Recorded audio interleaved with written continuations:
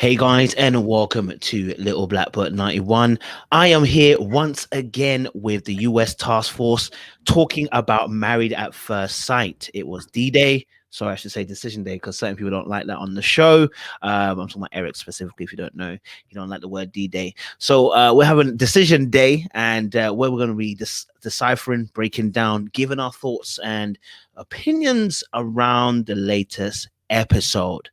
As the title I've put of this particular live is, truth is, we are tired. Yes, we are tired of the Paige and the Chris merry-go-round. But we're here, alas, to talk and have some fun tonight. So I'm also joined with some really great co-hosts as well today. Jack and Glenn, Talisa Ray, and August Love Story. But as always, I'm going to let them introduce themselves and let you know where you can find them as well. Jack and Glenn, please introduce yourself. Let them know where they can find you. Well, I'm Jackie. And I'm my husband, Glenn. He is my husband, Glenn. Still. Still. and we are ready for the fireworks for tonight. Man, we can't wait for this. We couldn't wait until after Wednesday happened. We are ready. We're ready to see what you guys have going on in the chats. And we're ready to talk about Chris, Paige, the whole cast of Married at First Sight, because this season and its final episode of the Decision Day was great. Make sure you follow us on Instagram, Jack_Glenn. And make sure you follow us on Twitter as well. Beautiful stuff. Thank you very much. Talisa Ray, let them know who you are and where they can find you. Well, I am Talisa Ray, and yes, I am tired. I'm so glad to see that finale episode. Like, oh, we done. We got one more. It's the reunion, and it's going to be fireworks, but I'm tired. You can find me everywhere at I am Talisa Ray. That's on Facebook, Instagram, Twitter, which I don't really use because I'm not like savvy. And especially here is Talisa Ray on YouTube. Come on over and be a ray of sunshine. Beautiful. Appreciate Talisa Ray. And the last couple as well. Go for it. I am Artieka. I'm Tommy. And we are August Love Story. And just like everyone else, we are so excited that this is over. I have never been so happy to not be invested in somebody else's life in my entire life. We're all over the internet at August Love Story. So Instagram, Facebook, YouTube. You can find us there. Otherwise, if you just Google my name, we're there. Beautiful stuff. Beautiful stuff. Well, let's kick off the show really strong. I know people came here to hear our opinions. Chris and Paige. Yes, Chris and Paige. There was a whole lot of heap of madness. There was manipulation. There was crying. There was 60%. There was, undecidedness or undecision in the fact that they didn't make a choice in whether they were going to stay together or not in the beginning anyway. There was a whole lot of stuff that was going on. People going into cars and people following people into the cars, people fake crying and having no tears. But there was a lot going on. So let me ask August Love, first of all, what you guys' thoughts were around the Chris and Paige situation. Wow. I wanted to curse a lot. And I don't typically want to curse a lot like that, but I did. And it's just like Chris runs off and Paige runs off and follows him. And then Paige runs off. And then she's like, production, follow me. It's just like, stop with the antics of everything. It's just like, when she said that at the end of that was like a 6-hour ordeal, I'm just like, why? What did you guys have to talk about for 6 hours that you couldn't even stay in the same space with each other for 8 weeks? So why did it need 6 hours to decide that we're going to be done with each other? Let's just be done with each other and move on. I don't understand Paige's rationale for a lot of what she said. It's just like, okay, girl, and so he's treated you this badly, and what are you waiting on? Are you like holding out for something? Did he send you some money? Like, what happened? Something happened that you just felt like you needed to stick around for that. And I told somebody in our comment section that Paige has a different definition of long suffering from the rest of us. And so, like, I definitely think that she has a different definition of long suffering. And it's just like, let's just wash our hands of the entire situation and be done. That's what you got. Yes, go ahead. I just thought it was a bunch of BS, man. Chris just sitting up here playing the game with her, snapping at the experts. I didn't like that. I kind of took it personal a little bit when he was talking to Dr. V. You know, it's just they made the whole season hard to watch, and then Paige is sitting up here like I'm 60%, like she's not fully like no, like that doesn't make sense to me. This man treats you like the bottom of his shoe, and you're still like maybe so if this. I'm sorry for Mercedes and having a miscarriage. I do, you know, that is sad and it's tough. I never personally went through anything like that, but I can only imagine, you know, and that's tough. But for Paige to be like, oh, well, if that never happened, if she never got pregnant, me and Chris could have had whatever they could have had. I'm like, no, like he showed you his colors. You need to believe him. And that's simply it, man. It just sitting there. I was like, they was on for like 30 minutes. I was like, man, this is just way too much time devoted to these two. And we know, like we know that she should say no. And the experts would advise her. And I was the whole time I was like, I hope the experts step in and say, hey, no, like you shouldn't do this. Like they step in and say something, you know. But ultimately she said no. So I was like, all right, cool. But yeah, man, it was a waste of time for me, man. Hear you on that. Good points. Jack and Glenn, let me ask a little bit more of a different question about Chris and Paige. How did Chris get to how did Chris and Paige get to a point where Chris is able to even, I guess, control the discussion where he's giving an answer on behalf of Chris and on Paige? It's just the master manipulation that he's been doing with her the whole time. And I said it before and I'll say it again. He must have the ding-a-ling of gold. I'm telling you,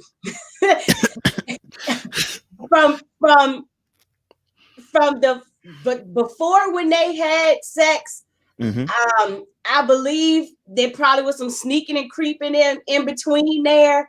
I mean, it's no way master manipulation, and then for her, it's the fallback on God put us together, and letting him be the man in charge. So she's dropped herself down and lowered herself down and let him be ahead. That's what it is. It's between the two of them. He's just good like that, and she's silly.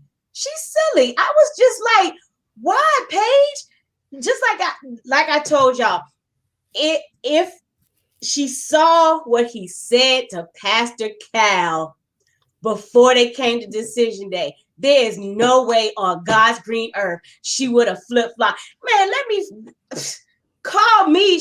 He all but called her UGLY. You ain't got no alibi. You ugly. and she thinking about maybe trying. Are you serious? To the point where he can speak for them? I promise you, I'd have been like, bro, you cannot speak for me. But she's mesmerized, manipulated. I'm telling you, he whipped that thing. He dropped the bomb on her. Okay? That's the only thing. It gotta be. Why else would she? You're giving him too much credit. Okay. This is what I'm saying. You're giving him too much credit. You only can. He's only doing what she allows. That's true. So she's giving it back to him for allowing him to speak, because she easily could have stepped up and said, hold on, brother. No, sir. I agree. No, sir. I got my own thoughts. But because if you notice at that point when they came back in after the car incident, they had been outside for a long time talking. Because by that time he has given her a coat, she felt comfortable. Even they started walking closer. So he made her feel comfortable in that moment. So when the question was asked, he felt like, you know what? She's giving me some vibes like we back together. Or she's giving me some vibes that we hooked up together off the show. So now guess what? She's telling, we only see what he says to her. We very rarely ever see what she says to him. She's giving him an inclination that, you know what? We make it work this thing out. because you 60%. So he felt like me and Paige are undecided. I'm thinking he's saying that because of the conversation they had off camera, stuff that we didn't see. They said they talked for 6 hours. We didn't see the whole 6 hours of their conversation. So when we come back, Chris feels that, you know what, me and Paige have had a conversation long enough. We didn't discuss some things. So he feels comfortable enough to that, you know what, I can make a decision for both of us because she told him off camera that, you know what, I'm 60%. So in his mind, the 60% is we're undecided because 60 out of 100. So when he makes that conversation, or he makes that, when he began to speak for them, that's why he speaks for them, because he gave him the impression that there's still a chance and there's still an opportunity. And that's why he kept, look at the language, he kept saying we. He didn't say me, he said we. So he doesn't say we unless she gives him an opportunity or gives him some kind of connection that's there. So again, we want to say Chris is a master manipulator. You want to keep him manipulated when you allow yourself to be. But that's what I'm saying. It's the perfect match. They were perfectly matched. He's a manipulator and she's weak-minded. They put him with somebody that's gonna fall for his craft. But she fell for it. I don't think they meant it like that, but that's what happened. She loves the notion of being married. And that's the thing. She loves the notion of being married. And not to take into the fact that if you stay married for a little bit longer, you do get a little bit extra money. Well, that's true per episode. Yeah, you know, you stay, you get a little bit extra money. So we put all that in there and mix it all up, and you have this. Again, her 60%, and I think I said it, yes. Her 60% after all the stuff that she went through, she's still at 60%. Dog, I'm sorry. And think about, I mean, we can talk back and forth. And Pastor Cal said something that was so true, and I totally agree. We can't be mad at Chris if Paige ain't mad at Chris. It's true. You know, and so if she was at 60%, dog, if all the other drama ain't happened, they would have been married at the end of the show. I hear you on that. Talisa, what's your thoughts, man? What's your thoughts? You know, Paige, you know, is basically saying if the kid weren't there, she would have been all up in there, basically. I mean, this relationship should have worked. This marriage would have worked, she says. What's your thoughts? Yeah, that she's still delusional.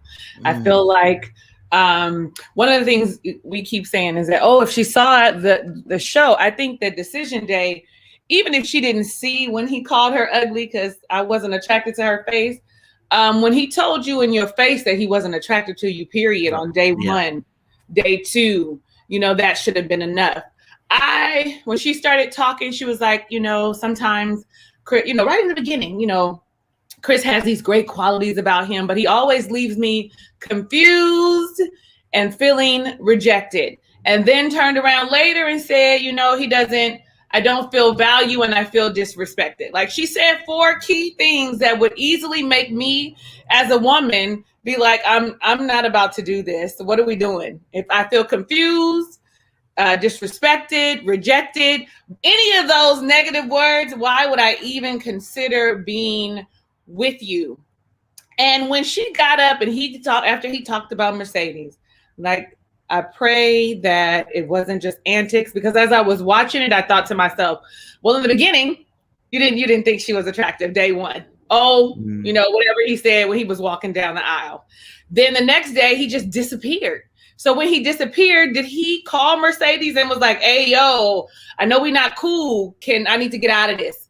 Help me out. Like, my mind started going to, were y'all playing? Like, you didn't really want to be in this? Like, day one, you were gone for 3 hours. And then now you're back and, you know, she had a miscarriage. And, you know, I really hope I don't hope that that's true, but I hope that they aren't lying to us, right? I hope it's not some dishonesty. It's some ploy for him and his ego. And when as I watched him use his manipulation tactics on her, and she said, you know, I understand why we were put together. And he was like, why? Like, in the middle of her like little speech, it was like he was like, okay, I got her. She's gonna say all these great things about me. I got her. Then I don't know. I was just really like, Artieka, I wanted to curse. I do curse, so I was probably cursing when she ran after him. I thought, what? That's not your man. What in the FUCK are you doing, and why? And then when they got to the car, she was like, I just want to make sure that your mental health is okay. So I was like, okay, maybe you about to clown him but no, whatever he said to you in that car, No, that's not what it was. And then when you got back in there and you guys sat down and he started speaking for y'all, and I thought, I know you lying. I know you lying. Okay, let me get up and walk away. And that whole, then she comes back and she's like, well, I choose me, blah, blah, blah. You know, the whole thing that she does. And then goes with the people and tell them I was 60%. Everybody was looking at her like you had lost your damn mind. Everybody was looking at what's wrong with you. Everybody was wondering what's wrong with your mental health and your mental stability. And I'm really looking forward to see what she says next week, or they say it's a 2-part reunion. So I guess that's 2 more episodes, but I'm really looking forward to see what she says, because I'm going to be honest with y'all. If she says that they working it out, I thought I saw her say something about some counseling. If I see any inclination, I am not going to hold back on what I think. You know, normally I'm all like, I'm for, all Black women should be loved the way that we need to be loved. No, because she doesn't know what that. I'm going to really go in on her horribly, so much so they might send me something to be like, take that down off my YouTube page. So I just really, really, really, really hope she does not. Hope she really is watching this and then really saw that he thought she was ugly and unattractive, and sees that he didn't value her, didn't respect her. So my fingers and eyes and toes are crossed that I won't have to be so mean next week, because I'm going to be mean next week. I promise you I'm going to be mean next week. It's going to be like she having the out-of-body experience, me, because it's a disappointment to see her just continuously, she's really doing this to herself. She was like, I got here and I knew what I was going to say already. Yep. So then say what you were going to say already. Go with what you feel. And then just see Pastor Cal was like, come on, be responsible, man. Like, because he knew you called her ugly. And then he sat there with you for probably a longer period of time listening to you degrade her, belittle her. Mm-hmm. So he was like, come on, man, you playing a game. Let's not do that.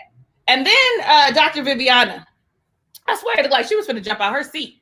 I think she wanted to jump out her seat and shake her and him. Because y'all heard her say it looked like she was asking for help. I don't know if she was asking for help. I don't know. Okay, I'm off my soapbox, because you guys said everything that I wanted to say and probably more, right? I'm just bringing with it my intense emotion about what it is, because I just can't. I don't understand it. Can't see it.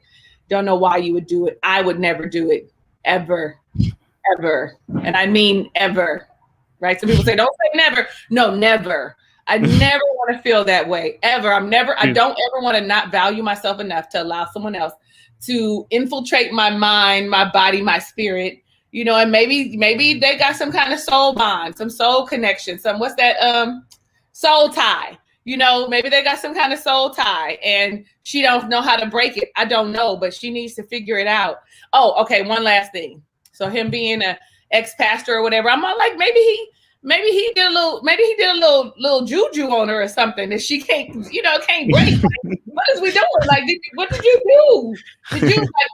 Did you use the Bible and do some hoodoo? What did you do? What did you do to her to make her be so stupid? The end. I'm over it. I hear. Let me ask, I guess, a question then. Because obviously the key part, I think, well, I guess some people did highlight this. If you're on Reddit, I'm usually on Reddit and stuff, so I watched one of the threads they'd be putting up in there. I think a lot of people were a little bit annoyed with Paige at a point when she almost got excited about the miscarriage situation. I think it was less about the actual miscarriage, more about the fact she was getting excited about the fact that the child being gone means now there's opportunity for her and Chris to kind of make a way. So I don't know if you want to ask anybody, just wanted to jump on that and kind of just expand on that little part there in terms of what they felt or what they saw when obviously Paige was obviously getting a bit excited about the fact that, old boy is now no longer having this baby situation. They're going to be together forever. You know what I'm saying? Like the infinity thing that they had. I don't know if anyone wants to talk to that. August, you want to go? Yeah, that bothers me, man. Like, you don't, even, it's like you don't kick a person when they're down. You know what I'm saying? It's like you're getting excited over trash. Like you don't get excited over Chris. Chris has treated you bad. And then you're getting excited because of another female has had a miscarriage, if it's true or not. She has lost a child. And that's a sad occasion, man. You don't celebrate that at all.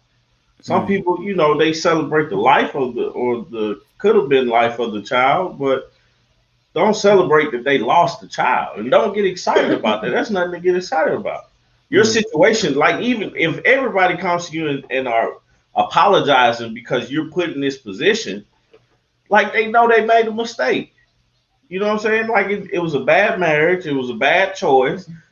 I don't think neither one of them should have been chosen to be on the show. But yeah, man, that it was just really sad. Like you could see the excitement a little bit. Oh man, if this didn't happen, me and Chris could have did X, Y, and Z. No, he would have been the same person because he told you from the get-go he didn't like you, and it wasn't he didn't like your attitude towards life. He didn't like the way you looked, and you can only do so much before it's like you can't do anymore. So did you have anything? I think that she glanced over like there was a glimmer of hope for them, because in Paige's delusional mind, the reason that they didn't work was because there was a baby. He said, I want to work out things with the mother of my child. That's what she heard, which is what he did say. Yeah. But his actions, and he also said, I don't like you, you're not attractive. So she heard one without listening to the other. Because both of those things can be true. I can want to work out my relationship with the mother of my child, and I can also think that you're not an attractive person. I think that she missed the mark on not listening to the attractive part of it. And I mean, that could be the vanity within self, because if somebody basically called me ugly, I'm like, I know I'm not ugly, so I don't understand what your problem is with not seeing the beauty in me. So maybe she didn't take that and she took it with a grain of salt, as he's confused, he's scared, he's trying to work things out with the mother of his child, and she wasn't taking it for face value of what he said. And I think that that's where the problem lies, with what she heard and what she interpreted from it all. Points. Yeah. Sometimes you're hearing this. No, it's not. You're hearing sometimes it's a bit skew. You understand? She's hearing what she wants to hear. Makes points. Makes sense. All right. Jack and Glenn, let me ask you a separate question, different question. The Chris's behavior. So obviously Chris at the beginning was showing that I've changed, I've been renewed, what I'm saying? I've gone into baptism of water, I've come out a different man, what I'm saying? Like he was coming out like a born again believer, what I'm saying, the way he changed. And then it happened again when Dr. Viviana said, I'm not comfortable with this. He said, I don't give a like that. That's where the old Chris that we know came right out the batch. What was your kind of thoughts in terms of Chris's Jekyll and Hyde behavior on the show? I've always said it, and I said it since day one. A double-minded man is unstable in all his ways, right? He tried to give you the Christian former pastor type Chris, but it's just like anything else. When it hits that wound and you ain't really delivered from that, it brings it back up again. You can't hide. He couldn't hide it. He couldn't keep it under wraps. He's not that great of an actor. He couldn't play that game. And so when that spirit felt that type of way, it rose up, and you can see it rise up in him. He doesn't like to be challenged. Anything that challenges him, or anything that challenges his authority or makes him feel less than it is. Again, when you look what he did it to Dr. Viviana. I wanted to see Pastor Cal rise up. And when Pastor Cal ever talks to him like a man, you very rarely ever see that rise up in Chris throughout the show. And so what I believe is, and he may not even do it intentionally or know that he's doing it, he rises up against women. And so he doesn't rise up against dudes. Think about when his boys called him out, right? You did with your friends call you out. You didn't say nothing to Pastor Dwight there. You waited till you got on Instagram, social media, and all that stuff, and you called this man a clown, posting pictures, this, that, and the other. You had an opportunity to call him out right then and there. What you do? He shut his mouth, instead played on his phone, didn't say anything, right? So again, that spirit realizes that he tried to find somebody who's weak. The way that he treated Paige, he thinks she's a weaker vessel, and she allowed him to do that. You manipulate who you think you can, and you talk too crazy who you think you could talk crazy to, right? And so that's what he did. You know, with the act, I do think some of his apologies and stuff was genuine. I think there's a good side. There is a good man in there. I believe he was raised right. I believe he knows which way to do what is right to do, but he just can't do right all the time. You know, it's like on life, he can't get right. You know, he can't get right. He tries right, but he can't get right. But if you look at the social media posts, there's sometimes he says some things that's clever, and then somebody get off on him, he'll go off to the left. He doesn't like to be challenged. So I think he came in with a good mindset to, as most people say, I think he came in, so you know what? Let me try to make myself in these last couple episodes have a good image and leave the show in a good way. But guess it's just like anything else, man. When you poke the bear and you know somebody ain't 100% and you can get them out of their character, that's what they did. But, yeah, I think Talisa said it, or Artieka. I was like, go Dr. Viv, because she stood her ground. And he tried to come at her, but she was like, you know what? Nope, not going for it. And so if Paige had ever actually really put her foot down, this would have been a whole different season. This would have been a whole different season. So Chris just, I don't know. When you started talking about his behavior, I thought about the other thing too, because he goes to explain about how, you know, I've been hurt. I try to protect myself. This is why I act like this. And I'm like, I understand that. Sometimes we act in a defensive way to, you know, protect ourselves and shield ourselves. But in your defense of yourself, that don't mean you got to be rude and nasty. He has been rude and nasty. It's a way that you can close yourself off, but you do not have to degrade anybody. You don't have to talk down to anybody. And that's why I say, miscarriage or not, guess what? You are a nasty individual. You know what I mean? You don't have to act like, he didn't have to act like that. He didn't have to act like that. It just, and same thing. It's like, okay, because I'm gonna backtrack to what you said. Paige might have felt like she had a glimmer of hope now that, oh, we got a chance because Mercedes had a miscarriage. But I look at it from this side. I'm a woman that's had a miscarriage twice. You know what I'm saying? So on the other side, let's think about how Mercedes, that's why she told Chris when she met with Paige and Chris, it was like, oh, Chris gave you the impression that it's gonna be us. Well, let me let you know that's not what's gonna be. So he tried it with both of them. You know what I mean?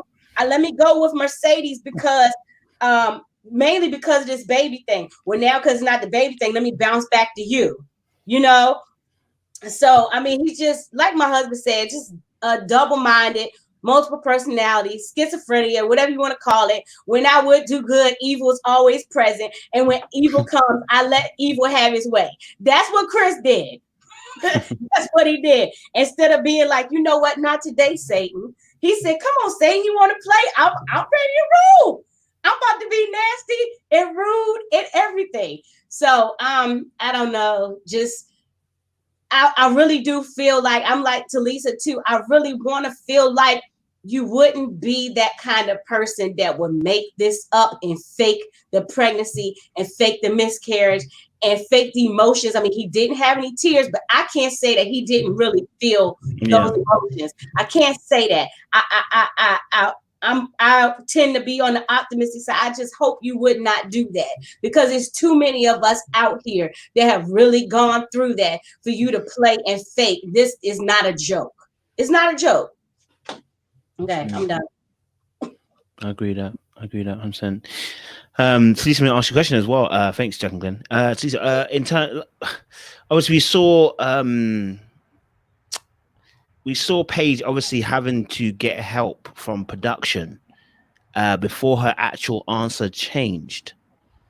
What was your thoughts around that particular scene where, you know, Paige is undecided and then she needs a bit of time, and then when she finally talks to production, it seems this time round, unlike the the scene where they were at the restaurant, you know, then, you know, we see Paige now changing her mind and saying no, she can't be with him. Although we saw them later on, you know, when they were doing the whole meet-up with everybody kind of walking off together at the very end. What was your kind of thoughts in the scene where production had to get involved?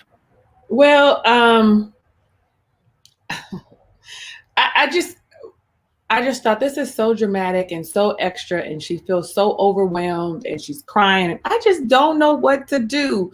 You know, producers, they normally kind of feed into that. I was glad to hear the woman say, whoever the producers were for her, or whoever they were that was her camera's crew, or say to her, well, what was your decision when you walked in? Like, stick with your decision when you came in. Like, what, like, knowing that this would be the best decision. I thought that it was, I thought it was sad, right? I thought it really hurt me, like, to see you be in turmoil for someone who really doesn't care about you. And it was like extra. And did you really need the time?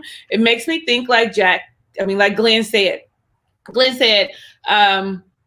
what were y'all talking about for so long in the car?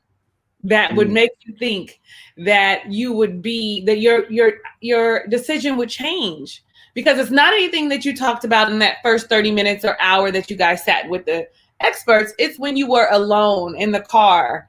And I believe he asked her to take her mic off. I remember hearing that. I think I heard that. I might be delusional because he was always asking her to take his mic off. But my whole thing is, what were you guys talking about that would make you come in and be so torn with your decision about getting a divorce? The man wanted a divorce.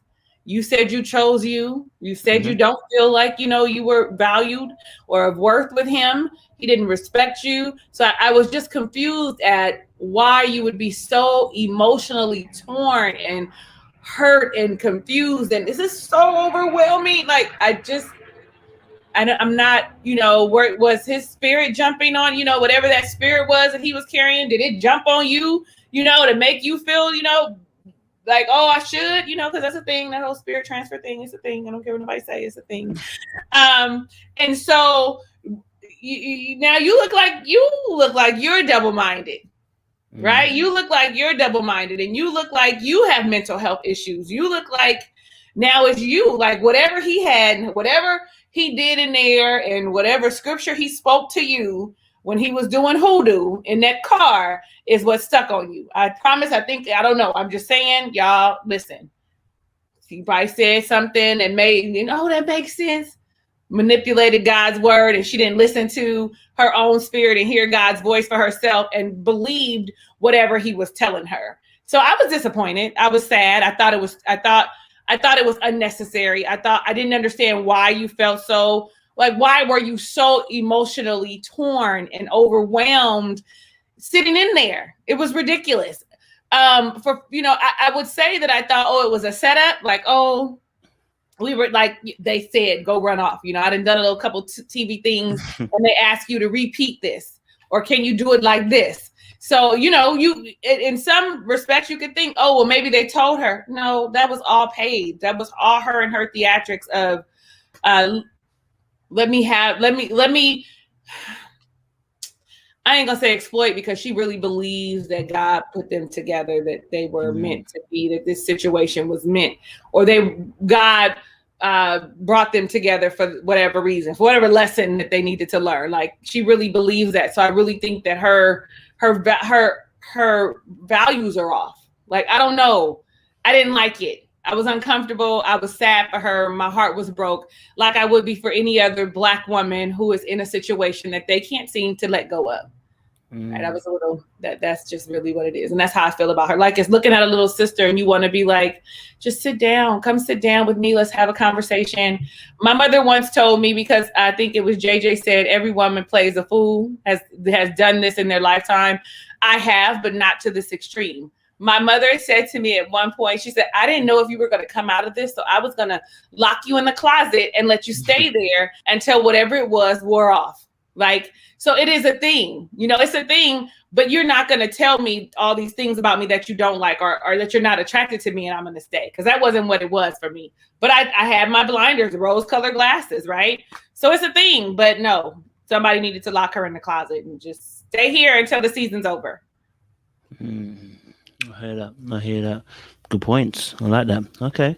Let's move on. We've talked about Chris and Paige. Obviously, there was another couple, I guess, a bit more happy ending. We had Brie and Vincent, where Vincent got himself a cheesecake instead of the ring. I mean, I'm just saying the cheesecake ain't a ring. I'm just, I hope he's listening, because I know he heard one part of it. Cheesecake she likes, but she also likes a ring, sir. So please. But what do we think about Brie and Vincent? We knew they were going to stay together. They did stay together. I'm not gonna lie to you, we've had a good laugh the last few days about the whole tie thing, because it looked like the tie was choking his neck and it was too tight around him. Like, I just felt for him. I felt like, yo, bro, like, this tie is a little tight for you, bro. Just a little tight. You know what I'm saying? You're gonna feel uncomfortable. But anyway, that's beside the point. What was your guys' thoughts on Brie and Vincent? Jack and Glenn, talk to me. What was your thoughts on Brie and Vincent? I love them. I mean, I've said that the whole time. I love them. We knew they were going to say yes. Cheesecake is not a ring, but it is one of my favorite desserts as well. So, I mean, it would have been the way to my heart. But I would have brought the ring, not the cheesecake. You would have brought both, because I would have brought both. He would have brought both. I would have brought both. He would have brought both. The only thing that I was like, I didn't really care for when they were talking and sharing, I felt like in that space, that was the first time Vincent called Brianna rude. Her behavior rude. When he said, "Oh, it's rude," I was like, "Wait, bro, sir, you didn't ever say it like that before. You said she was bossy. You didn't really like it, but for him to call it rude, I was like, no, not right here. Don't do that right here, and don't tell me something you never said before." But I mean, they got past it. So I'm glad they said. And even though, I didn't even look at his tie. I just looked at the rest of his outfit, and I feel like, I don't want to jump ahead, but I feel like most of the people came to decision day. They came to slay, except for Virginia. But I'll talk about that later.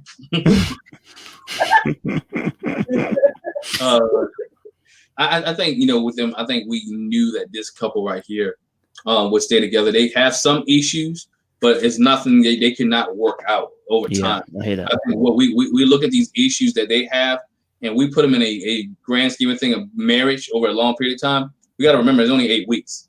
And so 8 weeks where they're forced to live with each other, to adjust living with each other, and they're going to have little issues and little problems and little quirks. And he's going to learn how to handle Brianna, and Brianna's going to learn how to handle him, because he's kind of a little sensitive and she is real rigid.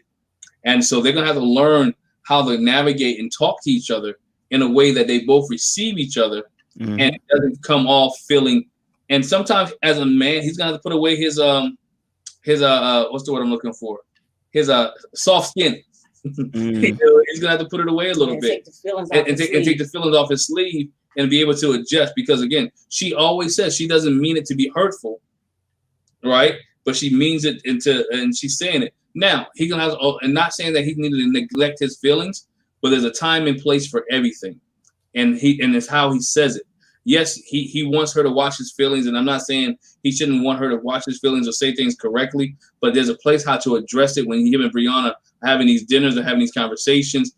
Bree, you know what? I thought about this. The way that you said so-and-so, it made me feel this way. Can we kind of adjust? And I know you don't mean anything. You can say, I know you don't mean anything by it, but the way that you said it, can you be a little bit more conscious of how you say this, because it's hurting me?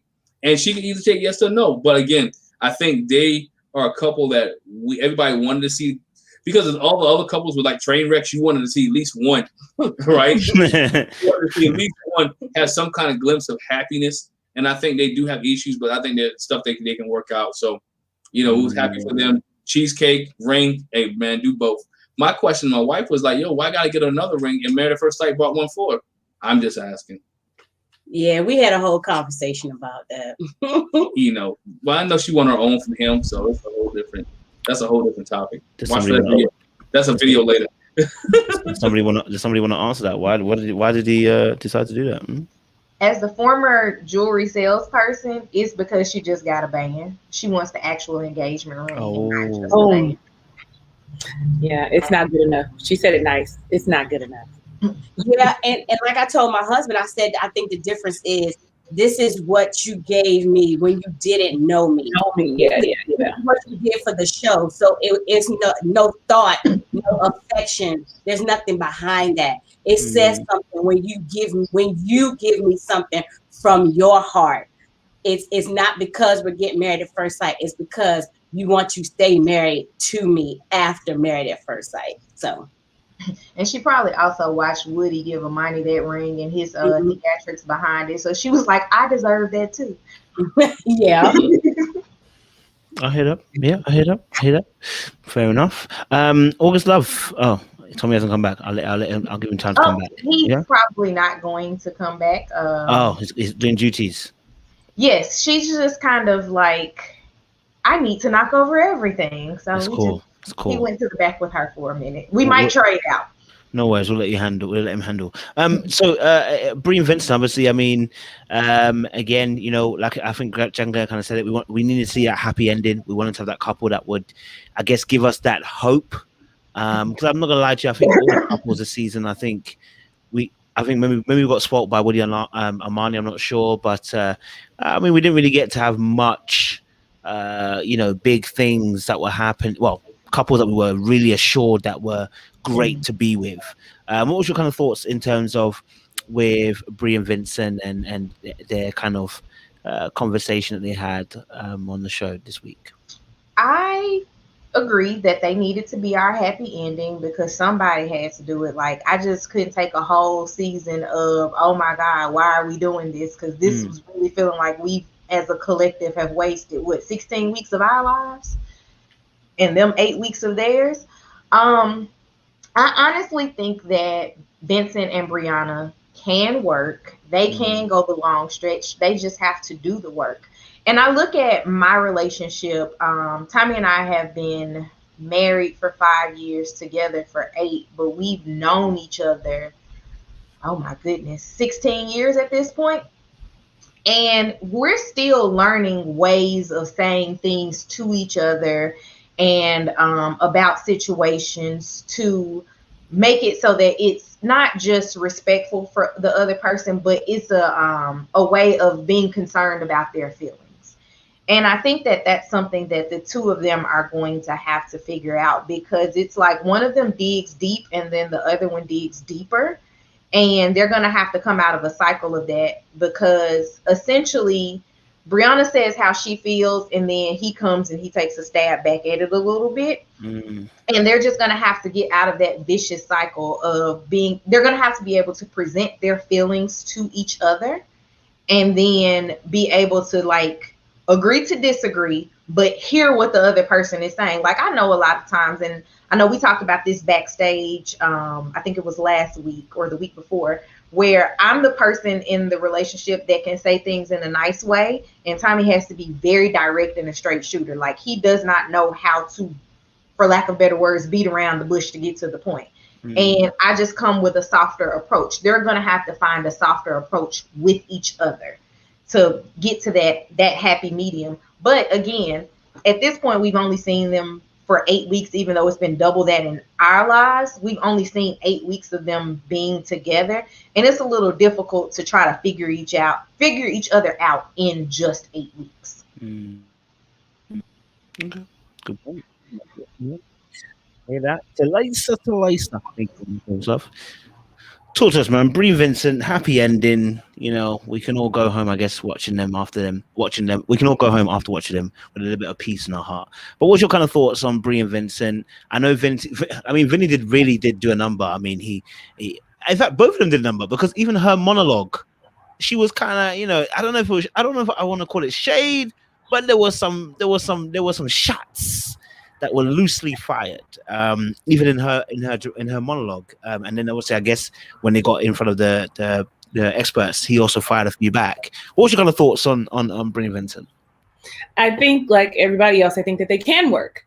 But I think as soon as they leave here, that they should definitely go get marriage counseling so they can work through those issues that they have and figure out how do we work together so that we can coexist and have a healthy, happy, loving, successful relationship. However, the first thing about his suit, I'm not a man, but I know when I wear like a suit jacket, right? And you sit down, if it's buttoned when you're standing up, when you sit down, do you not unbutton it? That way it does not, you're not as uncomfortable. Even if the suit fits, I always see men unbutton the suit jacket when they sit down for more, more room to breathe. This esophagus helps it to contract up and down. With it constricted like that, you're going to have a hard time, and maybe there isn't enough oxygen getting to his brain or something. And so that's why what we see is him being rude. He said that she's rude, but in all actuality, he's as equally as rude. He does not mince words with her. He does not go around the bush with her. He is straight and direct. The problem with him is that he does not like that she is straight and direct. He wants to be the one to have that straight shooter, straightforward, assertive personality, and not his wife. He wants her to be very demure, more meek than the Bible says. Like, he really wants her to sit down and be quiet. Let me run the show. They all say, the family said in the beginning about when he's just going to go off and do it and come back and tell you that he did it. Right. So that's the making of someone who wants you to let me lead with you having no say in what's happening. And that is not what Brianna or who Brianna is.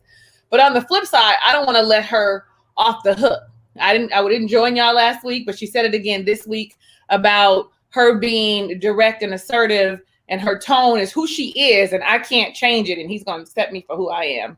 Okay, listen, like Artieka said, there's a way that we can say everything. Nobody's asking you to change your characteristics, your beliefs, but we are asking you to change your approach. Maybe the way you say something versus you're unorganized, right?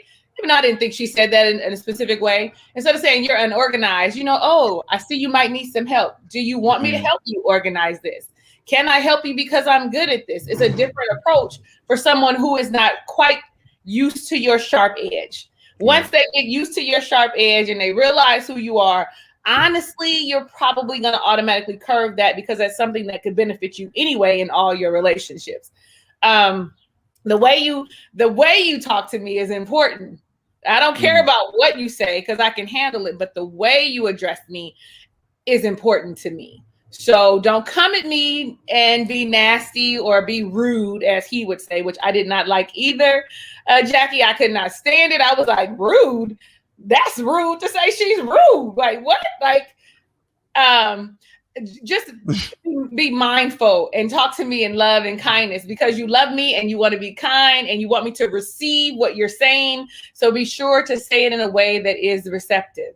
There was one other thing that, you guys talked about the cheesecake. I actually got a little tear in my eye that he thought about something outside the, don't be looking like that. Don't be looking like that. I did. I actually got a little tear in the back of my eye because it was thoughtful. Like, you had to actually go to the cheesecake place or have somebody put the little decal on the top. Like, you actually thought about something outside of, and we know that he does need to get her a ring, and he will get her a ring. But I think too, part of it is, let's wait and see if we gonna even make it past even the reunion. Because I honestly, as she was sitting there, she was doing her little monologue, her soliloquy, and she was talking about how,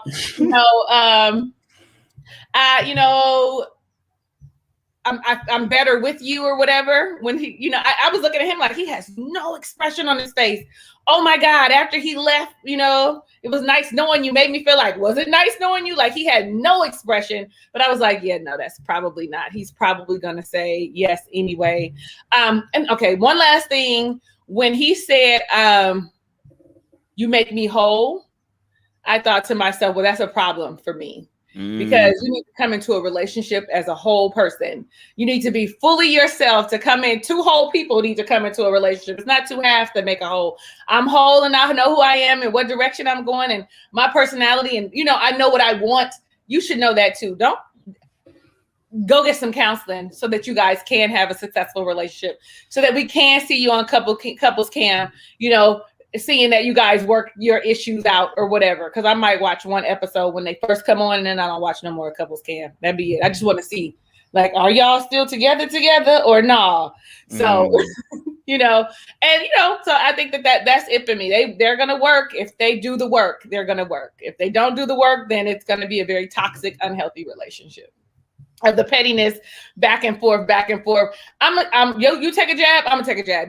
I'm gonna hurt you more, I'm gonna hurt you more. I'm leaving, like, it's gonna be too much. So they just definitely have to do the work.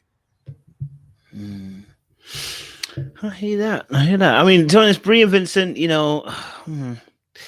a little bit. I don't know. I think they'll make it through. I think that I don't see there's too many problems. I think both of them are sensitive. To be honest, every time I see them, both of them are sensitive.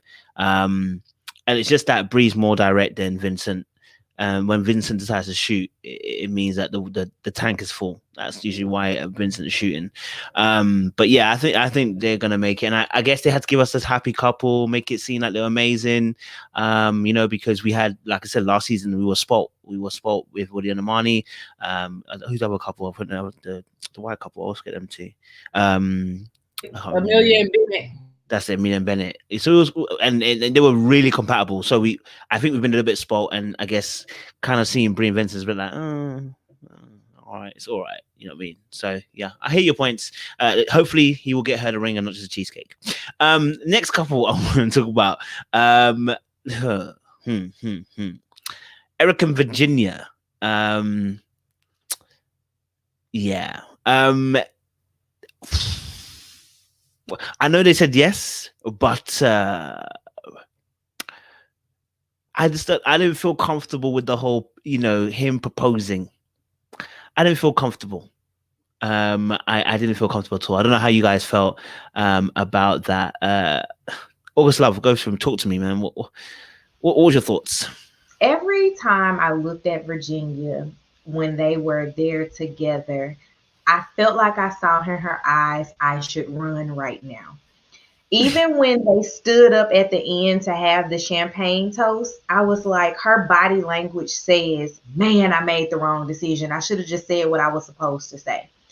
And I don't know what's the driving force behind her saying yes, if it's I don't want to disappoint him, or I'm really going to give this thing a try and he really loves me, or whatever she's thinking, because she's got to be thinking something about it. I wish, and this, because I haven't been a long time watcher of Married at First Sight, we kind of started during the shutdowns last year, and Tommy's watched way more seasons than I have. But this was the first time that I've seen a couple where I really, really wish that they had asked them separately, because I think that her answer would have been totally different and they would not be together. Just if nothing but the body language. I just felt like it was just like completely off, and it was just like her thinking, I made the worst decision of my life and I don't know why I'm doing this, but it's like he asked that in front of everybody, so I have to say yes. Yeah. And I just don't think that it was the right thing to do for them. And I think that couples cam thing may have been a selling point. She can stack a little money and do whatever her goals are after this, but I didn't feel like she made the right decision. Good point. Talisa, what was your thoughts in terms of, obviously, Eric and Virginia? He decides to ask her to marry him on the spot with the rubber ring. I think that's a bit of an inside joke for them too as well, the rubber ring situation. I'm gonna lie to you, when I saw the ring, I thought it was something else, and I had to ask Jesus for forgiveness. But Talisa, go for it. I cannot. So I'm with Artieka. Like, I feel like, number one, they talked to him. We saw them talk to him and address him directly more than we did Virginia. She did seem uncomfortable. She seemed like she seemed more nervous about what she was going to say when it was her time to talk, because I feel like she probably would have said no. And it was that whole control thing we've been talking about all season long on Eric's part. I just controlled the narrative by asking you to marry me in front of all of these people. And because I know the type of person that you are, right? You might be a free spirit and you might voice your opinions about things behind closed doors, but when it's all said and done in front of everybody, you're not going to really want to embarrass me. You do still want to see me happy, right? You got a little bit of people pleaser in you, right? That's how come, it's hard for you to not be with your friends and say no to your friends and say yes to your husband, because there's a little bit of people pleaser in you. So if I get down on one knee and I present this rubber band to you and ask you, it looked like one of those washers that you put in your sink, for your your faucet and it's leaking and you got to scroll it and then you stick it up there. Looks like one of those. That's what I think. Like, oh, I just replaced that in my kitchen. Like, oh wow. Anyway, I just felt like him getting down there was him controlling the narrative. If I do this before she gets the opportunity to speak her piece, speak her mind, because the more she talks about how I'm controlling and I can't, I feel like you want to run my life, the more she's gonna run, right? Especially, and I think the experts feel sad. Like he kind of just like grabbed them in the beginning with the whole, I'm not her favorite. I'm not her number one person. Well, who is her number one? It's her friends. It was sort of like, I'm putting this guilt trip on you in front of the experts. And then on top of that, I'm going to say, I asked her dad, for her hand. Like all of that to me was a form of manipulation and control so that you aren't able to say that you really don't think that this is what you want. Because last week, I felt that she was not going to say yes. I felt like she said, when she kept saying, it's not, I'm not going to do something that's not going to be beneficial or happy or whatever the words was that she used last week. For me, that kept feeling, because she said it more than one time, it felt like a major no. But as we can see, she just went ahead and said, yes, I really feel like when we see them on the reunion, that they're not going to be together. She needs to, if she didn't learn anything else from Paige, she needs to learn from the Paige and Chris situation. She needs to learn that you do what's best for you. Like, don't consider someone else.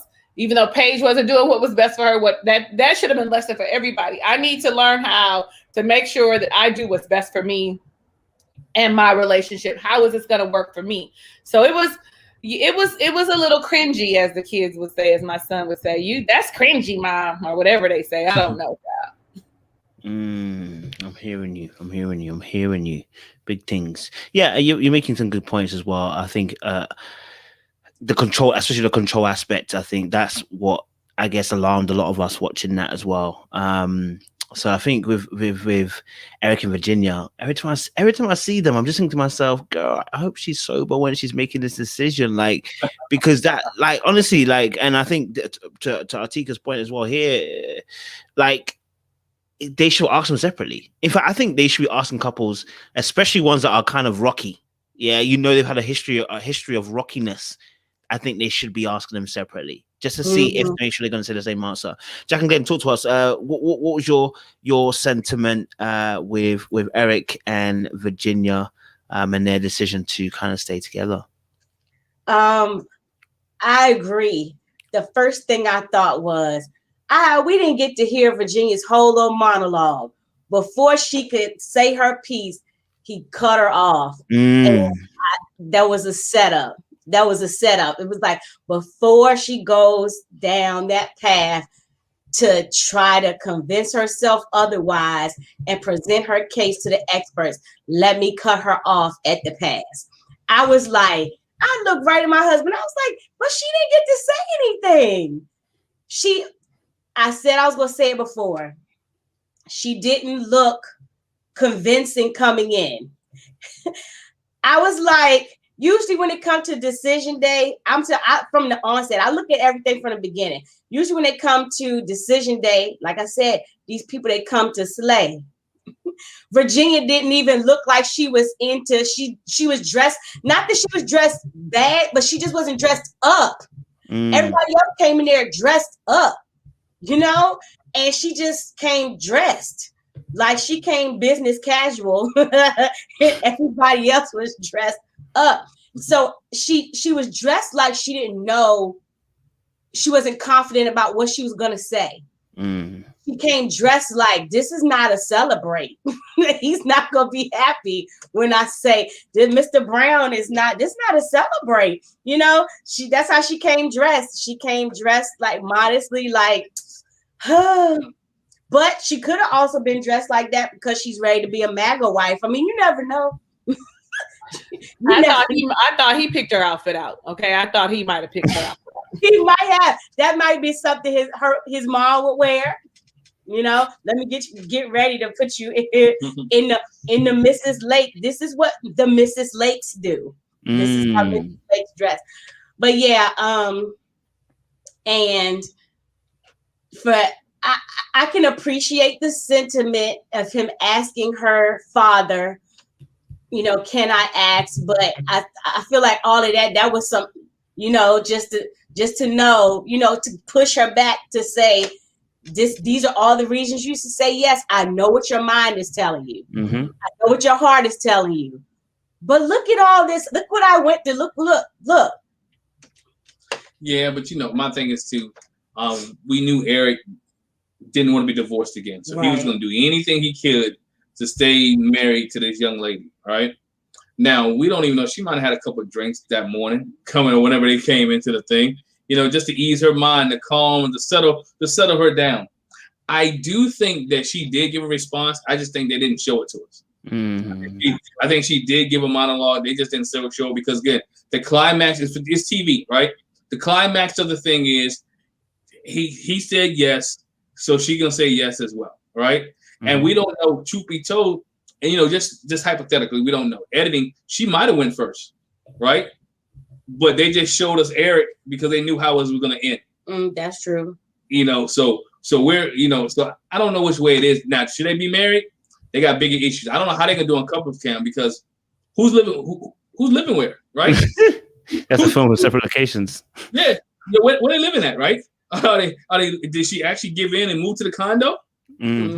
Did he actually sell the condo? I'm like, Talisa, I didn't watch this season couple cam, but I might watch that one just to see how they are navigating through their mess because it's going to be mess because she was adamant about, I'm not living in your condo. If Rocky can't come and the two cats can't come, then we're not going to do it, right?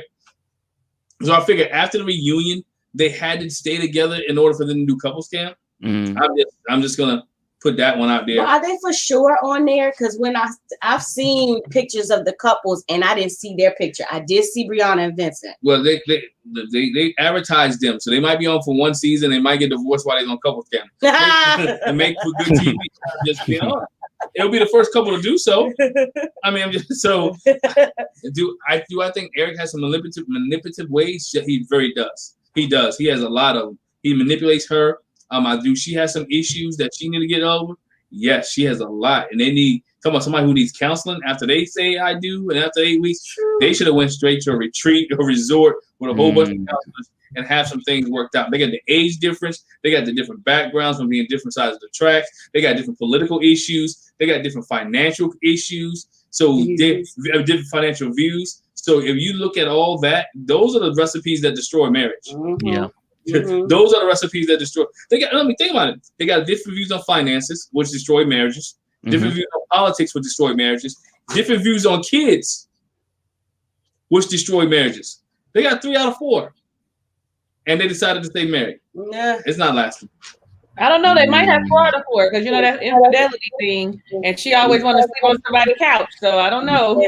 She wants to sleep on somebody's couch, and she don't like being alone. And that's the thing that he got. That's the thing that the reason they still married, because he knows that she doesn't want to be alone, and he can always be there. He's the most consistent thing in her life, and that's bad. It's only been 8 weeks. No, Rocky is. Well, Rocky is. But Rocky Get can't it right. Rocky can't talk or drink with her. Or buy her drinks. I don't know. She might give her dog alcohol. I wouldn't put it that way. Yeah. But explain why. That's why he's so wild. That's why he's so wild. Explain why Rocky's just like her, right? Rocky be sipping too. Gracious king. Someone's but put to here. go back to what Glenn said about that couples cam, it's just going to be a whole lot of Virginia saying Eric's out of town and this is what I'm doing. That's what her whole couples cam is going to be.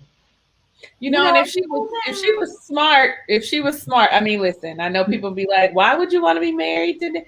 I would be so in love with those 15 days a month that you're away. Like, hello, anybody who's ever been married, no, you need a little time. Like, you getting on my nerves. Let me miss you a little bit. Like, and that's how my dad's schedule was growing up. My dad was a fireman. He wasn't a pilot, but he worked a day, off a day, worked a day, off a day. Then he had 3 consecutive days off, and then it was back on the cycle again. So he would be at work 24 full hours and then off 24 full hours. It worked out. Like, my mom, when they were together, had no complaints about his schedule. Yeah. I mean, it's for somebody like me who likes their autonomy and to be by themselves, it would work perfectly because I can't stand right up under me all the time. Eric would have got on my nerves a long time ago. I would have been called up. I hear that. He's a bit too much.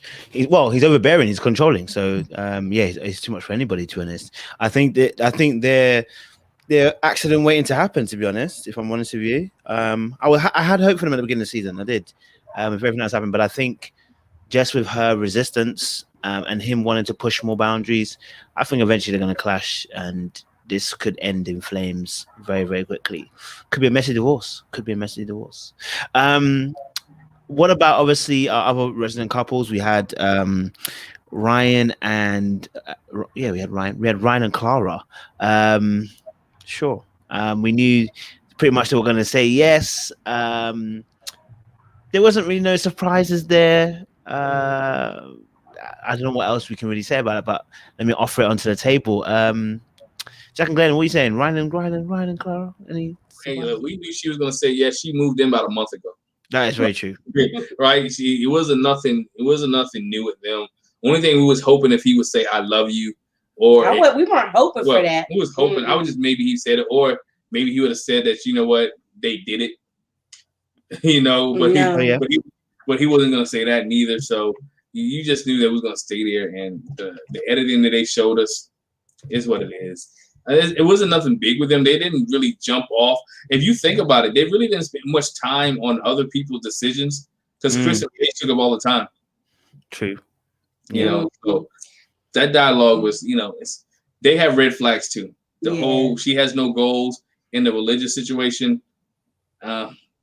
It's a good thing they're not doing couples cam because they needed to stay at the limelight and work on them. So I knew he wasn't going to say "I love you" because he's not going to go. He's not going to do the status quo. You know what I mean? That would have been the expectation on decision day for him to come out and say that, and he's not going to do that because he's still not feeling that way. And Ryan is not going to do something that he's not comfortable with, and he's not going to make TV. Remember, Artieka like to say, "You want to make TV?" Ryan's like, "I'm not gonna make TV. I'm not gonna do it." And I really don't think she was expecting it. I think when we come back to the reunion, he still hasn't said it.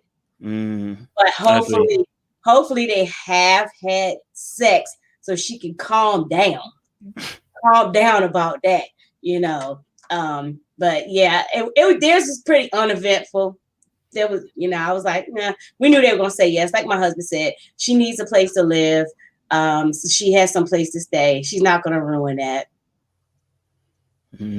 Simple things. I hear that. Simple things. Like I said, I don't think it's much as did with Ryan and Clara, to be honest. I think all the fun that we had it earlier on the season, trying to figure out what he's gonna do. I think we'll find out in the reunion that he probably hasn't said "I love you" still. I don't see him saying "I love you." I think I probably see him more having sex than saying "I love you." Than anything, but we could be surprised. You just never know with Ryan. You know what I'm saying? Sure. Talisa, talk to me. What's your thoughts, Ryan and Clara? Anything that was a jumped out? Are you watching them on the screen? No, no. Like I almost want to be like, no. The end. They, though they did give us something to look forward to a little in the season, which was, are they going to have sex? Is he going to say "I love you"? It was exactly what we thought it was going to be. I think the most interesting thing to me was that he came in there with his 3-piece suit on and a bow tie with his vest buttoned up. I think that was the most interesting thing to me. I liked Clara's dress, but I thought the pink was not her color. It kind of washed her out. She should have used the green or a blue. Like that. Who's looking at that? I should be like more into what you're saying and how you're feeling, but I'm over here checking out your outfit, seeing your body language. And I also, as articulate as Ryan is, when he was I was like, what are you umming for? Just say yes, the end. Like, what are we doing? I mean, it did give you pause. I mean, at least, they tried to pretend like it gave you pause, so I played into it. But we all know that the answer was going to be yes, because he would not have been like, you can move your stuff in. And I'm just kind of disappointed that they did not give us more, because they should have talked about religion, and they should have talked about kids. They should have talked about more about their sexual intimacy. And when Clara said, Ryan explained it to me a few times about how he is, you know, and so I've come to understand. Then why did you put us through all of that? Like, why would you put me through all of that? Like angst with you, like he should be saying or he should be showing affection. If you just gonna get on here and be like, so he explained it, and you know what, I understand. So I mean, it's a couple more months. Is it gonna kill me? It's not, you know, blah blah blah. Like, girl, bye. Like, I just was like, that this they know the end. So no, there was nothing really exciting about them for me. Anything everybody else says, I'm gonna go ahead and say I agree now. August Love, what are you telling me, man? What's the deal with Ryan and Clara, man? I honestly have nothing. Like, I just looked Honestly. back at the notes that I took when we were watching the episode, and all I wrote down was Clara, Ryan, yes, yes. Literally the only notes that I wrote down. I remember that her dress was cute. Lisa reminded me that it was pink. I couldn't have even told you what color it was. I just remembered that. I was like, oh, that's a nice dress. I like that, Clara. And that was literally all I don't even remember what he had on. I don't think I looked up at the TV one time while they were talking. It was one of those ones that you like, you know what they're going to say. You don't really need to hear why, like what their rationale behind why we're staying together is, because it ultimately doesn't really matter. This was an easy relationship for the two of them. And all we have to look forward to is, of course, the did they have sex? Did he say I love you? It's almost like the precursor for find out next week on Dragon Ball Z.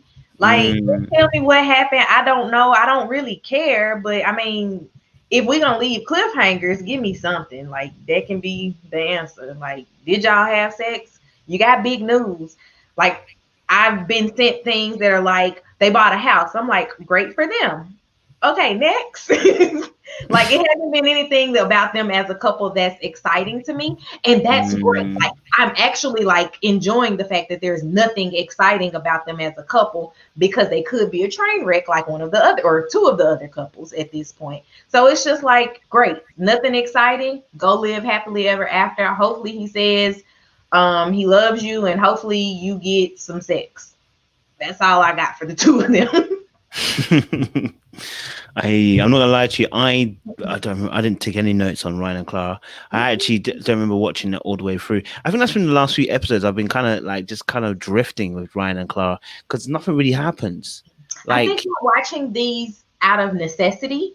Yes. Just in case I miss something. Do you know what I'm saying? Like, just in case I miss something, I'm watching it. Yeah, it's like we're doing it out of necessity, and it's not like, oh my gosh, I want to see what's happening with this couple. It's just it's a necessary evil of having your TV on for 2 hours on Wednesday. Yeah. Yeah. Their scenes, like I think one of you guys said a couple weeks ago, their scenes seem like so scripted. They are saying the same thing over and over again. That Ryan and Claire are keeping it straight PC, and that it shows you they didn't. I think by the time they got to week 5 or 6, they just didn't want to be there anymore.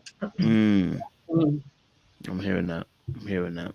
He probably will change when he's off camera. Maybe he'll be like a Karen and Miles, and there'll be a different behavior when they're off camera. So there's hope. What about obviously our resident couple, Jacob and Haley? Now, it was up in the air. I'm not gonna lie to you. For me, I was thinking that potentially they could say yes. I thought they could say yes. I thought Jacob might have, last minute changed his mind. I thought she might have been able to get him to come round to her side, maybe offer a little something incentive. Mine, I wasn't sure, you know what I'm saying? But they said no, which I think most of us can agree with. That was the right decision for them to say no. But what was our thoughts on Haley and Jacob? I mean, she did say, she's been working. She's been really working hard this whole entire marriage. What was your thoughts? Jack and Glenn, go for it. You rolled the eyes, so I see that Jackie was like, oh, go on, Jax. Because she has not been trying. I don't know. I think they pulled a fast one on us because they didn't ask Jacob straight up, what's your decision? Pastor Cal said, what if she said she wants to try? What if she said, Jacob's like, yeah, no, it's a no for me. and then they went to her like, what's your decision? Yeah, I want to get divorced. I kind of felt like I knew Haley was gonna say no. She just wanted to stick it. She said it pretty much before. She wanted to see the process through. The process ended on decision day. It ended on decision day. She wanted to complete everything. That's wrong. She came in. She said it. My mama told me if you start something, always complete. So she had that in her just to be able to complete. I think Haley was checked out ever since he called her a liar. And when he called her a liar, and they had that big blow up in Vegas, she was done. Now, granted, she might have been downstairs with a whole bunch of other people, might have lied to him and left him out. There's some rumors that she was hugged up with somebody else a couple to the wedding. I don't know. But I do know that when he called her a liar, it triggered something in her like, you know what? I don't really like this dude. And they didn't sit next to each other on the airplane on the way getting home. Dog. Yeah, that really was like, for both of them, that was a very, it was a thing that set them apart even more. And Jacob's excuse, and I can say excuse, when Jacob said, I'm trying to do what her family told me to do, and give her Haley time. And give her Haley time and give her space, which is great, right? But you got to realize when it's not working. And then you have to try to reel it back in. And then what Haley should have said, this is what they talked a lot. She never told, it seemed like he never heard that answer before until that day, like it wasn't working. So what did y'all actually talk about? Their stuff was so superficial that they never wanted to work on any of the issues or the problems that they had. And she could have said, you know what? I don't like when you're so distant and you're away from me. Please, if you want me to be closer to you, then you need to draw closer to me so we can have this. And let's leave this attraction thing alone. And let's try to work on us getting closer together or me feeling comfortable with you.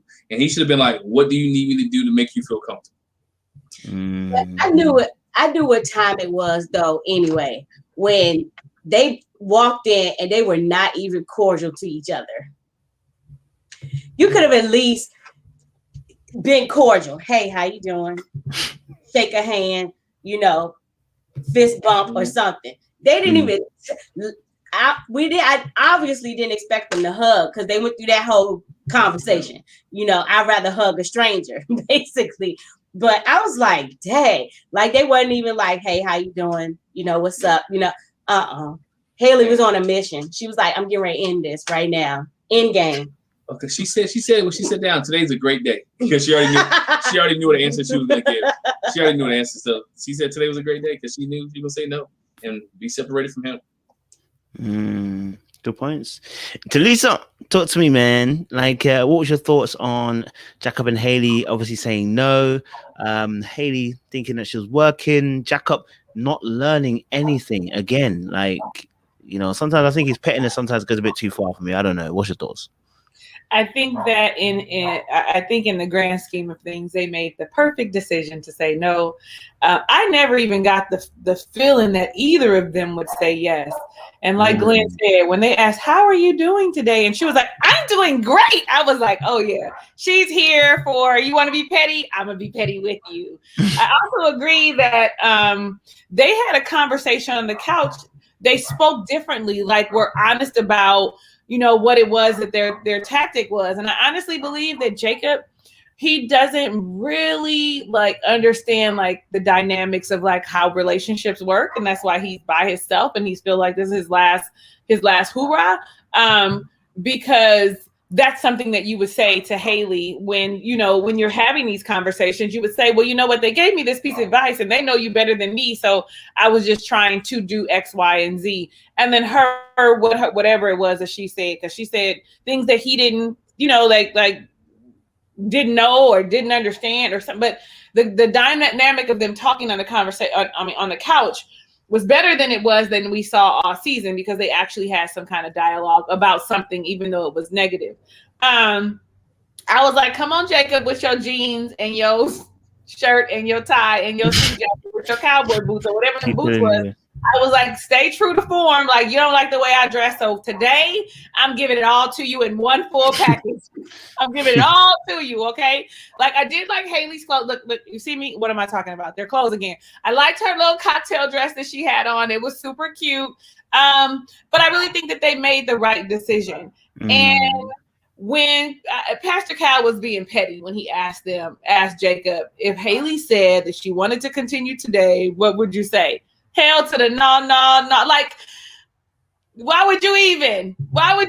Like, he was just being petty, and she just had to make sure that everybody understood that I didn't want to stay with him either.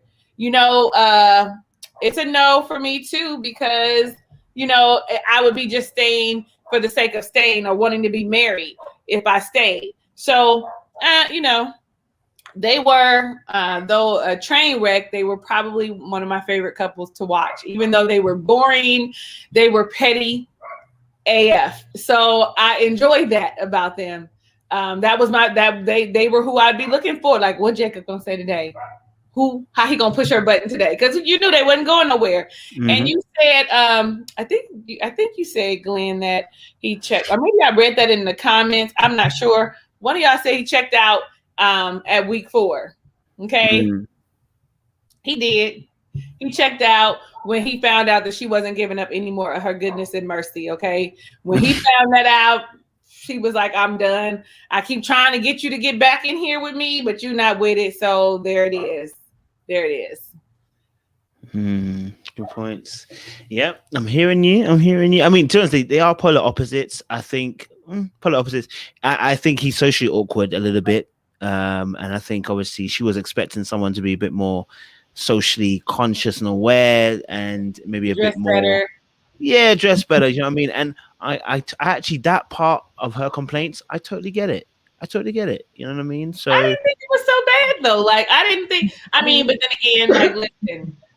What are you looking like that for? And it may be because of my age. Like, I didn't think it was so bad, because I want to look like you look like that. That's great. So that when I get dressed, I look like the star. Okay, that's my ego talking. But nevertheless, you know what I'm saying? I make you look good. You and your jeans and cowboy, don't be looking like that. Coach, don't look at me. I'm just saying, he was dressed like he was going for a Zoom meeting. That's what he was dressed like. He always be dressing like one half is great, the other half is like, where's it going? This whole casual smart look, it's too much for me. Choose one. Like, it. Do you know what I mean? Like, he does. He takes smart casual to the extreme. Yeah, that's not smart casual. He's done one half as smart and the other half as casual. That's not smart casual. Smart casual meant to be a mix and a blend. He does literally a half smart, the next half casual. That's what scares me. Someone like that is scary. Just saying. Artieka, go for it. Talk to me, Artieka. I do not disagree with Talisa. Like, I'm cool with how he dresses. As long as you're not going anywhere like formal with me, dressed like that, I don't really care. Like, do you? Because I'm going to do me. But, that part is what it is. Now, I will say that I wrote myself a note while Glenn was talking, and you guys said that he checked out during week 4. I mean, she checked out during week 4. I don't think Haley ever checked into this relationship. I think that when we saw her at the wedding and she saw him and she wasn't attracted to him, she was done. She had sex with him because she got drunk. What happens in Vegas stays in Vegas. We just had to air our dirty laundry on a TV show. So that's how the world found out that we had sex. But if the TV show cameras were not there and the question had not been posed to ask her about them having sex or like who has had sex, she would have never said anything to anyone ever again about the two of them having sex with each other. Trust me. So I definitely don't think that she ever checked into their relationship. I think she's always been buying her time, and she's just been using her buying her time to play the game. And I believe on Unfiltered, he was saying that she wasn't even staying at the house. So it's like, how are you trying if you don't even want to be around me? Like, it just, things don't add up. Now, one of the things that I wrote down in my notes about them talking to each other was that I noticed that they could not even sit down and have a conversation with each other without arguing. And it's over small, simple things. Like, if he says the sky is green, she's like, you're a liar, and that's why this didn't work out. And it's just like, you never liked him. You didn't check into this relationship, and that's okay. Like, it's okay to not like a person, but let's not pretend like he has wronged you so badly because he's like doing what the experts have told you guys to do to see this process along, because you're just checking out of everything. Like, they tell you to sleep in the same bed, and you're like, nope, not doing it. Can you give each other hugs? Nope, not doing it. Can he give you a kiss on the cheek? Nope, not doing it. And that's all we've seen Haley do this entire season is say, no, I'm not doing anything that I don't want to do. And that's been the entire platform. So I'm happy that they did not pretend with us and act like they were going to even try to make this work. I just, everybody needs to be able to go their separate ways and do what they do and live happily ever after, not together. I'm hearing that. Good points. Jack and Glenn, you were going to say something? I know. Sorry. Yeah. I kind of agree with you, man. Jacob's fashion a little bit, either one. But again, he is an IT. That's what I got. You hate the stereotype. Don't do it. Well, yeah, she told me not to say because somebody in the I'm in IT, so I get it. Fair enough. Support at my job. I get it. Yeah, we're related to someone that's in IT, so we're the same age. Yeah. So they dress smart then casual, not smart casual. Smart then casual. We can understand that. My thing with him is, with even the dressing piece and her not staying there. Again, they never really tried. When you put him in the bedroom down here and you go in the bedroom across there, y'all not trying. And the only time you come together is when production makes you come together and ask questions, and you can tell, because if you ever looked at it, he sat on he was 15 yards away from her on the couch. Yep. They never got really close together. But even when they ate dinner, it was like he was at this end of the table and she was at that end of the table. So it was like, unless production made them do something, or on one of their 50 million resets, they didn't feel each other. They really didn't. He couldn't get past the fact that she didn't think he was attractive, and realized, and then he forgot that he had much more to offer than him being attractive. Yeah. And that's what, and he couldn't get past that, and she couldn't get past the fact. Again, he called her a liar. The sex was trash, and that he always kept accusing her of having another boyfriend. You know what? We've been saying that about the sex being trash, but I think it was she just really regretted. Like, oh my gosh, why did I do that? Why did I do that? I don't even know if it was so much trash. I don't think she was in it enough to know if it was trash or not. She was drunk. But no, she did the same thing Chris did. She wasn't attracted, and she wanted to have sex to see that would make her attractive to him. I don't know. I like what and we're giving her a pass. Yeah, but I like what Artieka said too. She was not flexible at all. The lead, come on, let the man kiss you on the cheek. Like Jacob said, you meet strangers and they kiss you on the cheek. You don't know hide or hair from them, but you let them kiss you on the cheek. I'm like, try this. Nope, not gonna do it. And she said she gave the lip service to Dr. Viviana. She was like, yeah, I'll try. She never did it. I'm like, hey, that's the least. Come on, man. Get that man that. He should have got the spirit of Troy and kissed her on the cheek anyway.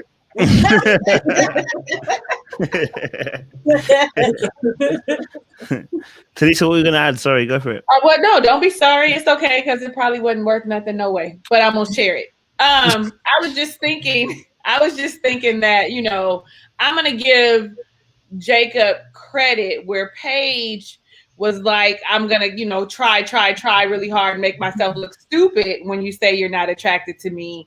He's gonna try and understand, like, okay, you're not attracted to me, but I'm not gonna pine after you and be, I want us to get to know each other. So I'm gonna give him some credit for that, because she is essentially, though we aren't saying it, Haley essentially did the same thing as Chris when he saw her. She said, I thought I would get, maybe he's gonna have a good personality. In her, like, in that little beginning, little expert, maybe I'm going to be attracted to his personality, which said to me, I'm not attracted to you. And then she would right after that and said, he's attractive. No, you didn't think he was attractive, because 5 minutes before, 50 seconds before, you had said, maybe I'll be attracted to his personality. Maybe he'll have a great personality or some mess like that. So, essentially they did the same exact thing, just in, reversal roles. And Jacob just seemed to me to handle it better than Paige did. He had a bit more firmer boundaries. I definitely agree with that. Yeah. He knew how to state his case and claim. And he called her out a few times on the show as well. Mm-hmm. I think a liar, a cheat, and a heartbreaker, somebody said in the chat. He definitely came up with some titles. He was not playing about and took his steak and eggs. So, yeah, totally hear that. Okay, cool. We've kind of reached through all the couples. I guess I can ask the last question for summary for everybody. Who do you think will surprise us at the reunion, maybe with a change of heart or a change of behavior or a change of status or something.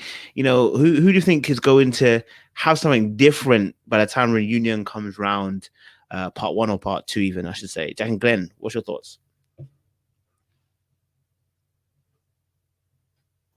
I think when it comes to reunion, I think that Virginia and Eric won't be together. That's what I think. Claire and Ryan, they're still going to be together. Like I said, she needs a place to live. And Brianna and Vincent, they'll be together. I think that, to me, I think that'll be the only shocker.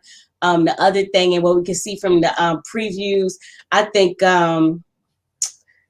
Jacob's gonna let the cat out the bag. He got some things to say. I think, yeah. He's like, I ain't playing no more nice guy. Let me tell you how she really acted. So he ready to release the guns. He got some things to shoot off. You know, he ready to release the beast, unleash the beast. Yeah, and I'm here for it.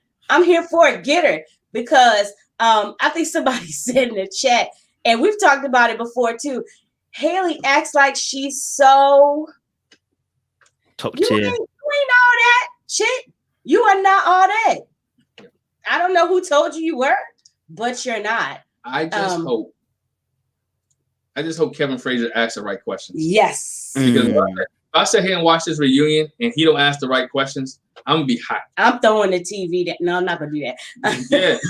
But for you to have a 2-parter, yeah, for real, and not ask the right questions, like ask Virginia about her drinking too much, or why she's sleeping on the couch. Ask Chris why he's manipulating. Ask the tough questions. Ask Eric, why are you always giving her ultimatum? Don't you think that's difficult? Ask Vincent, don't you think your temper's too hot? Give me some of the real surefire questions. That's what I'm looking for the reunion. And I need him to bring it with the questions. The questions that they've been searching all social media for, watching YouTube, watching every one of our channels, probably getting questions and how we think about it. Get those questions out. Yeah. I think Eric and Virginia, I think they will stay married throughout the reunion. I think we have some shockers that they probably won't be living with each other, but they still married. That's possible. I'm interested to see what set Chris off and who sets Chris off. Everybody. And the final thing is just wanted to see, Jacob and Haley, how they go back and forth, because that's entertaining TV.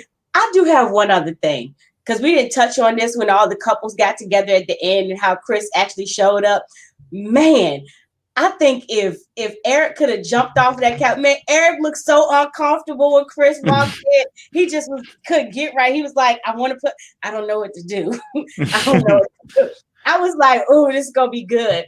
But I think Chris had Harold's chicken in the box. We don't know what's in the box that was in the box. But I thought that whole get together at the end, it was something. I appreciated Chris and Eric's little kumbaya moment. I appreciate that. But again, here goes Paige. I'm proud of you. I am so proud of you. You done good. You done good. She's always in this corner, always. And she's always going to be there with him. She's that sucker. Yeah, no matter. I hear that. Like it, like the little roundup, Talisa, give us your roundup. What do you think in the next reunion? What do you think? What do you think is going to happen? Do you think he's going to stay together? He's not going to be together. I'm not thinking that we're going to get any real surprises. I really feel like it's a 2-part reunion because Chris and Paige are going to take up too much of our time with his running out of the studio because he couldn't handle the questions that Kevin was asking. Kevin is messy. Okay. So I feel like he's going to ask as much leeway that they're going to give him. He's going to push the line because Kevin is low-key messy and wants to know the same thing that we want to know. If he's not watching all season, he watches in succession really quick because he wants to know the same things that we want to know. And I think that too, they do give him questions, right? But I think that he also infers and adds stuff. So I look at it, at the reunion every year, and I be thinking, oh, you're messy, but I'm here for it. Give me all of it, please. Ask all the questions that make them uncomfortable and upset them, and set them off. but I don't see like any. I see maybe Ryan and Clara saying, you know, we slept together and we have a new dog. Miska has a baby brother or something. I don't know. Like, I don't think, you know, any real shocker. Well, the reason I say it's not a shocker is because the things that we know already is the things that they're going to share. Like the things that we've seen and now that they see for themselves, I think that they're going to share. So for me, it's going to be like, and I'm here for Jacob and Haley. I'm here for the back and forth because that's what they do. Even though it's unhealthy, it's one last good time go round for me. I actually do like how they did. I don't know, do they do that every year? Whole conversation in my head without sharing with you guys. How they separated the women. You know, do they do that every year? Right. I do like that. Like they're like, okay, so the women are going to have a safe space to kind of have a conversation, and maybe we'll get more of some of the more candid conversations. I'm looking forward to see how that works. I'm going to see, you know, Brianna and Vincent are just going to be like, yeah, we're working through it. Things are great. She's working on being not so aggressive and rude. Like that, you know, like that's going to be it. You know, yeah. I'm not really expecting any shockers, but I'm here for them and we'll be excited. And I'm really just hoping that Paige, because then I thought I heard them say we're going to couples counseling. I thought that that's what I heard in one of those little snippets, and I'm all like, I hope to God not. And who's counseling you? Who? And were they watching the show? Did you say watch the show before you counsel us so that they could really know what you're getting counseling on? Like, I digress. I hear you though. I hear you. Artieka, you're the last to go, but not the least. Talk to us. The answer to Lisa's question, Chris's pastor in Chicago is going to be who counseling them. Nobody wants that. I am most excited with this reunion to see Eagle versus Dragon. That's literally it. I see that from the preview that he did not hold back with her, and I think that she needs someone to point out where she had him messed up, and he's going to be able to do that. I'm tired of Chris and his running off. I'm tired of Paige and her chasing him off. I probably am going to be irritated and want to turn off the TV when they're on the screen. I really hate that this is and I'm wondering, because I haven't looked at the TV guide, if you guys have or not, but is it two-hour parts? So is this a 4-hour reunion? Or it better not be. Or is this 2 parts that are a single hour apiece? Because I haven't looked at that. And if it's 4 hours, I'm going to just go and tell y'all now, like, count me out. I'm going to half watch it, and I'm probably going to look at the TV screen like, nope, can't do it. But I'm tired of the Chris and Paige show. I really want that to go ahead and be done. If they're going to ruin each other's lives, then go ahead and ruin each other's lives. I can't say that Chris is ruining her life because she's a willing participant. So do you, boo. But yeah, most excited for Eagle versus Dragon. That's the thing that I'm waiting to see the most. I'm with you. Yeah, guys. Someone said part 1 is 3 hours. They must be nobody got time for that. Oh no! I'm guessing they're joking. I hope they're joking. See you on Sunday. They're probably joking. PBR that bad boy fast. I don't know what they could be talking for 3 hours. Like, yo, there's not enough questions. There's not enough questions to ask for 3 hours. So maybe it'll be like a unmatchables lead in, and that's part of it. Maybe like that's what it is. One time they gave us it was shown as 3 full hours, but the last hour of it was technically unmatchables. And maybe it's just all commercials. You know they like commercials. Like commercials. 3 hours, like commercials and awkward silences, and then showing us the last 45 seconds of the scene before we went on commercial. When we come back from commercial, yes, like we don't remember. I hope it's not that long, to be honest. It is unmatchables included. So it says Atlanta Reunion Part 1 unmatchables. Okay, so how long will the episode be then? 2 hours. I guess the episode is 2 hours. 2 hour. Let me check the following Wednesday. Sometimes they're doing. I think that's why the season's been so long.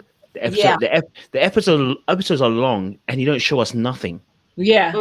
Like that's why it's become so long this season, because you give us such long episodes and nothing's going on, nothing of any quality really going on. So it's like 3 hours or an hour and a half. It's like, I hear that if it's good quality content, but y'all be showing us like 45 minutes of Chris and Paige trauma, and it's like, yo, we're tired. So when I look at the re-airs are showing it's just an hour a piece. Okay. So I'm hoping that it's just 2 1-hour episodes, and I might watch that. But if it's 2 hours, I ain't gonna be able to make that. That makes sense. That makes sense. Well, guys, thank you so much for joining us today. I want to make sure you guys as well do us a favor. Please make sure you subscribe to Jack and Glenn on YouTube, to Lisa Ray on YouTube, August Love Story on YouTube.